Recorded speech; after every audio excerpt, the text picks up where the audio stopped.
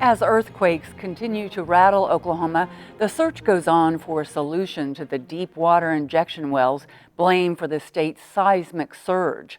A forum at the state capitol this week offered a glimpse of some technology that could help, although experts caution against expecting a magic bullet to end Oklahoma earthquakes. The number of earthquakes in Oklahoma has dropped in recent months, in part because of reduced oil production due to slumping oil prices and restrictions on the volumes of wastewater dumped into injection wells in earthquake-prone areas. Brian Kalt believes he can eliminate the need for injection wells entirely by treating the water, allowing it to be used for other purposes. There are 650,000 barrels of wastewater that are deep well injected on a daily basis in the state of Oklahoma. We could put 10 facilities up and completely eliminate the need for deep well injection. Kalt is president of Fairmont Brine Processing, which operates a plant in West Virginia that processes about 10,000 barrels of wastewater from oil and gas activity. During a public forum at the state capitol, Kalt described the process, which uses evaporation followed by crystallization to remove salts that are dissolved in the water. From that, we produce distilled water. That distilled water is reused during the drilling and hydraulic fracturing process.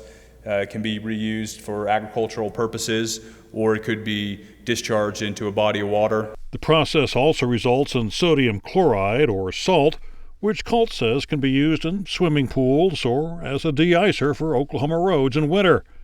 J.D. Strong is executive director of the Oklahoma Water Resources Board.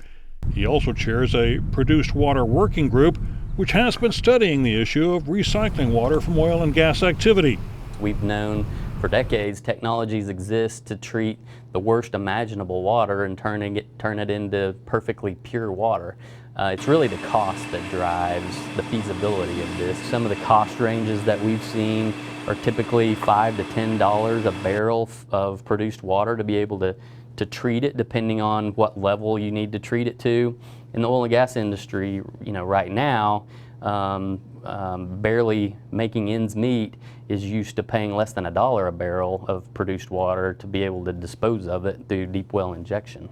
Kalt claims his process would be competitive with deep well injection and says a facility capable of treating about 60,000 barrels a day would cost about $150 million.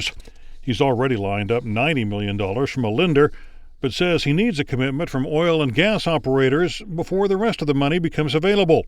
We would not construct this facility without some type of commitment from an operator to utilize the facility. We cannot build a $150 million facility on speculation that it might be used. Oklahoma Oil and Gas Association President Chad Warmington doubts producers are ready to make that commitment.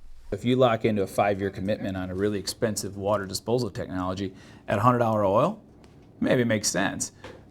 Fast forward to today, it's $50 oil. So now you're still part of this 5-year commitment, and your disposal costs are completely eradicating any chance you have of making profit. The volume of water that Oklahoma wells produce is another problem.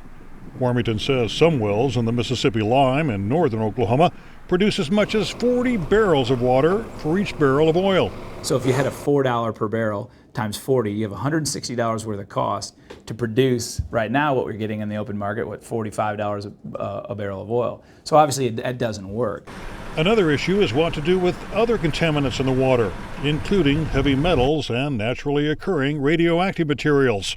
Certainly you're going to be left with the byproducts of whatever treatment technology you utilize, and that can be some fairly toxic or radioactive substances, many of which do exist naturally in our geologic formations. Disposing of those materials has become a hot-button issue after 1,200 cubic yards of low-level radioactive sludge were illegally buried in a Kentucky landfill. Kalt insists that won't be an issue in Oklahoma.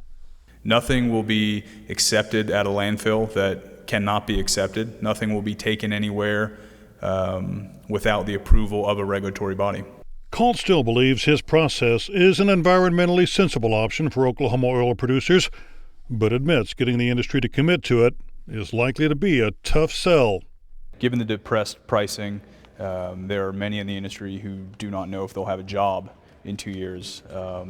There are many who don't know how much water their wells will be producing in 2 years. So asking someone to commit to a 2 to 7 year endeavor is difficult in the current landscape of the industry.